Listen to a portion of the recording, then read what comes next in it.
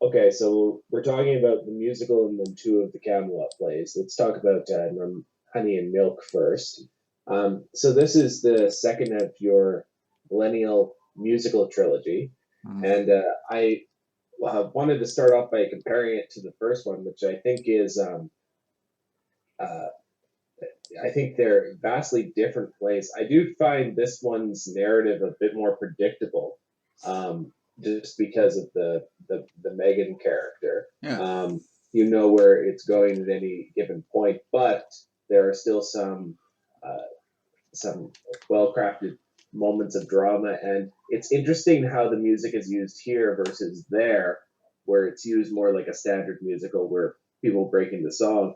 There are some moments that one could take in this play that someone could actually be singing, like the scenes between Danny and Megan where they're singing the theme song to Mary Tyler Moore. Um, Talk to me a little bit about this play and then the different uses of music. Also, I should say, it also begins, interestingly, with a cult song in the rock version, and then in the, let's say, classical version, the alternate scenes, it uses one of my favorite songs about New York City, the streets of New York. So what section again was that you're looking at? Well, the first scene uses the song "The Cult," the cult song. I forget Rainbow something or other, and Uh, then the classical section uses one of my favorite songs uh, about New York City, the streets of New York. yeah. Well, I mean, it starts off with an incident that really happened. I remember one day back in the '80s when I was 20-ish, maybe a few years older. Uh, some woman came knocking on the door saying, uh, there are niggers walking around, niggers walking through the neighborhood. And I'm like, what?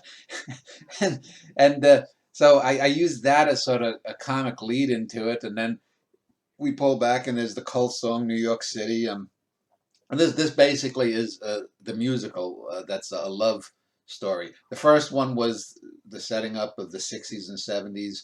And so that was more the hair, love, peace, rock and roll, the late 60s, anti-war movement, civil rights kind of stuff. And it, I mixed in a little bit of the kind of, classic Dan Schneider gangster stuff. Yeah.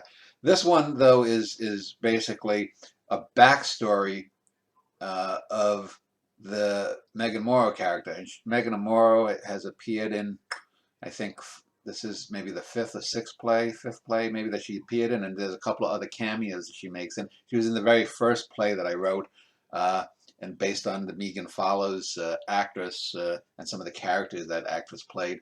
So I decided to do a little backstory because I don't know, 10 or 12 plays ago, however long it was ago, I ended up making her a widow by killing off her husband.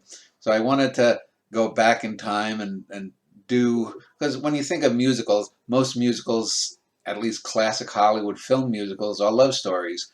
And so I wanted to do at least one that was a classical love story. And, the Sidewalks of New York is, a typical one, and it's a well-known song, but I much prefer the the cult song New York City. It's a song that they're not particularly well known for, but it's a song that I think is a really good song by them, and it sets the tone for the rest of the play.